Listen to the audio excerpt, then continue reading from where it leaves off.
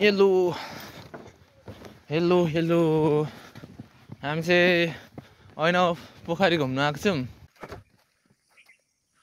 Welcome. यो चाहिँ ऐना पोखरी है, टक्क है ऐना पोखरी है, तर ऐनै छैन।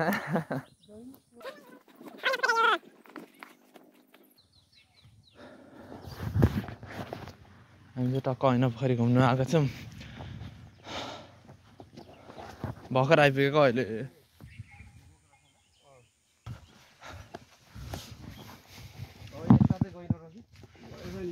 जम्मैपट्टि लगभग गइरहेछ नि।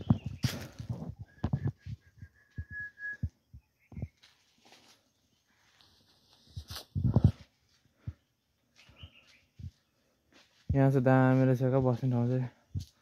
यहाँभित्र पनि अलिक बस यहाँ मासु पोली खानेछौँ, दारु पानी बसेर खानेछौँ। पोहोर शनिबार हुन्छ नि मान्छे हामीले पनि लिएन नि।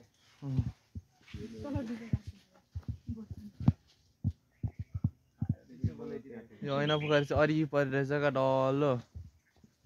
यसलाई सफा चाहिँ गर्नुपर्ने ऐना पोखरी।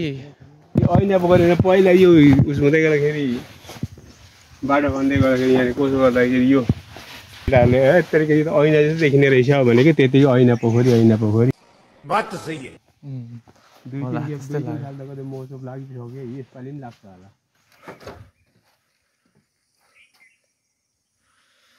वेलकम अरे क्यामेरै पनि नराम्रो रहेछ। हामी चाहिँ यहाँ 4 जना आएको छौँ। भेना उता बाजुहरू आएको छौँ। यहाँबाट चाहिँ के बनिँदै रहेछ क्या।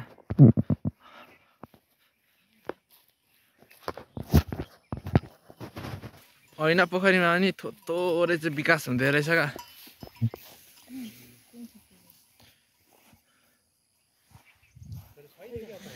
पानी नै रहेन रहेछ, पानी खुवाउँ भनेको त